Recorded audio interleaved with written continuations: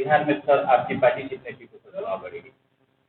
सबसे पहली बात तो यह है कि हम लोग पिछले बार 19 सीट पर चुनाव लड़े थे और 12 सीट को जीतने का काम किए थे।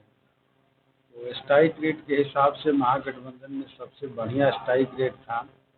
अब सवाल है कि हम तो फाइनली तय नहीं कर सकते कि हम कितने सीटों पर लड़ेंगे। हमारा अलायंस है, महागठबंधन है, जिसके सबसे प्रमुख पार्टनर के रूप में राष्ट्रीय जनता दल है और उसके बाद कांग्रेस है, सीपीआई है, सीपीएम है, वीआईपी पार्टी है, माले है। सब लोगों को मिल करके तालमेल के जरिए इस चुनाव को लड़ना है और इस बार भारतीय जनता पार्टी के कब्जे में चल रही एनडीए सरकार को बिहार के गद्दे से उठा कर फेंकना है, उनकी विदाई करनी है।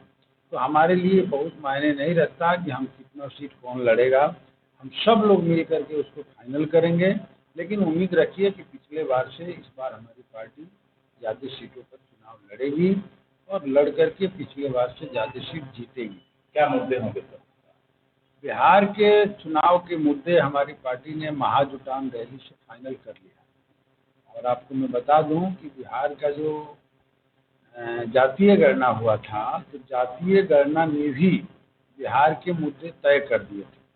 बिहार का 34% आबादी जिनकी आमदनी 6,000 से कम है, तो सबसे पहले उसकी मुक्ति का प्रश्न है कि उनके जीवन स्तर में कैसे बदलाव हो, और इसके लिए 2-2 लाख रुपए सरकार ने तय किया था, जो अभी तक दिया नहीं। महज 1 लाख लोगों को दे पाई है, 95 लाख की संख्या है।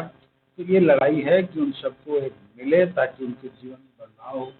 साथ ही साथ बिहार के अंदर उसी सर्वे ने बताया कि लाखों घर हैं जिनके पास छत नहीं, पक्का मकान चाहिए।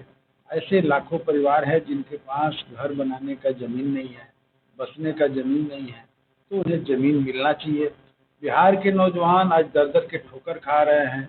नीतीश जी ने कहा था कि हम पलायन रोकेंगे, लेकिन पलायन को रोक नहीं पाए। 17 महीना की सरकार थी और उस सरकार में हम लोगों ने देखा कि कुछ न कुछ रोजगार की व्यवस्था हुई, नौकरी की व्यवस्था हुई। तो एक तो ये भी बड़े मुद्दे हैं कि बिहार के नौजवानों को रोजगार मिले। उन सारी चीज़ों पर हम लोग एकजुट होकर के लड़ेंगे। और उससे बड़ी बात है कि उसी सर्वे ने बिहार में बताया कि बिहार में किस जाति की क्या स्थिति है और कितनी संख्या है, और उसके आधार पर 65% आरक्षण तय हुआ। लेकिन भारतीय जनता पार्टी की जो दिल्ली सरकार है उसके नवीन सूची में नहीं डाला। नतीजा क्या निकला कि वो आरक्षण रद्द हो गया। इस बार हम लोग पुरजोर ढंग से बिहार विधानसभा में इस मांग को उठाए कि 65% आरक्षण को नवीं सूची में सरकार डाले, और यहाँ से अगर संभव नहीं है सीधे तौर पर 65 ले जाने का, तो बढ़ा करके ही आरक्षण को जो है सदन से पास करें। लेकिन नीतीश जी की सरकार इस काम को नहीं किया, नहीं डलवा पाए। बिहार को विशेष राज्य का दर्जा का सवाल आज भी अटका है, बिहार को कुछ नहीं मिला। बिहार के अंदर जो बड़ी बड़ी सड़कें बनाने की बात तो कही जा रही है, लेकिन बिहार के किसानों को जो मुआवजा का प्रश्न है, भूमि अधिग्रहण एक्ट 2013 के अनुसार, वो भी नहीं दिया जा रहा है। ये सारे के सारे मुद्दे, शिक्षा में जो बदहाली आई है, स्वास्थ्य के अंदर जो बड़े पैमाने पर गड़बड़ी है, हॉस्पिटल जरूर कुछ बने हैं लेकिन डॉक्टर नदारद हैं, दवाइयाँ नहीं मिल रही है, मरीज दर-दर के ठोकर खा रहे हैं। ये सारे मुद्दे, गरीबों के ज़मीन से लेकर के पक्का मकान से लेकर के 2 लाख रुपए, और इस जितने मुद्दों को मैंने कहा, सारे हमारे इस चुनाव के मैनिफेस्टो के रूप में है, जो महाजुटान से हम लोग घोषणा कर चुके हैं। जो स्कीम वर्कर्स हैं, जो कम दाम पर जो है रसोईया काम कर रही है, आशा काम कर रहे हैं, तमाम जो लोग हैं जिनके आंदोलन बिहार में चल रहा है, वो सारे हमारे मुद्दे होंगे। और इसी मुद्दे पर इस बार बिहार का चुनाव लड़ा जाएगा और बिहार से एनडीए सरकार की विदाई होगी। सर किसानों को लेकर आपकी पार्टी क्या है? हमने तो साफ कहा कि भाई किसान को ये लेकर के ये सरकार पूरी तौर पे दिल्ली की सरकार हो चाहे बिहार की सरकार हो, कोई इसके पास योजना नहीं है। उनके फसल के दुगुना कीमत देने की बात, लाभकारी मूल्य देने की दिल्ली सरकार भी बोली थी। और नीतीश जी के यहाँ तो हम लोग देखें कि जब ये आए तो सबसे पहले मंडी को ख़त्म किए, और यहाँ एपीएमसी एक्ट लागू करने का सवाल, एमएसपी लागू करने का, क्या कहते हैं, एमएसपी लागू करने का सवाल, ये सब कुछ बिहार में फंसा हुआ है, देश में फंसा हुआ है। ये सारे मुद्दे हैं।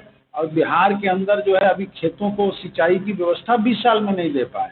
बाढ़ का निदान नहीं कर पाए, बिहार को अपने बूते पर बिजली नहीं दे पाए और ऊपर से स्मार्ट मीटर दे रहे हैं।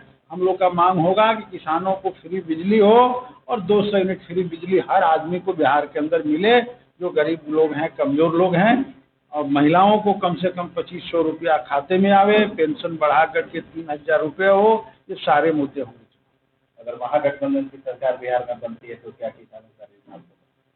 बिल्कुल ऋण माफ होगा। ये हमारा पूरी लड़ाई है और महागठबंधन तो लगातार करते रहा है किसानों को सहूलियत देने का और ऋण माफी के प्रश्न को निश्चित। बिहार में बढ़ते अपराध को लेकर अपराध पर हम लोग असेंबली के भीतर भी लगातार मांग किए, कार्य स्थगन दिए, हम इस बिंदु पर सरकार चर्चा करावे, लेकिन हमने देखा कि गृह विभाग के एजेंडा को सरकार जो है बंद में इसमें गिलोटिन में डाल करके मुंह बंद में डाल दिया। बहस कराने की हिम्मत नहीं जुटा पाई और क्राइम का ग्राफ बिहार में काफ़ी बढ़ा हुआ है। महिलाओं के साथ रेप हो रहा है और महिला और सामंती ताकतों का भी पूरे बिहार के भीतर जगह जगह गरीबों पर हमले हो रहे हैं और इन सारी चीज़ों पर हम लोग लगातार सरकार से मांग करते रहे। असेंबली में सरकार चुप्पी साधे रही और सरकार ने इस बार तो हद कर दिया कि किसी भी जनता के मुद्दे पर कोई बहस कराने के लिए सरकार एग्री नहीं हुई, न कोई नई घोषणा हुई।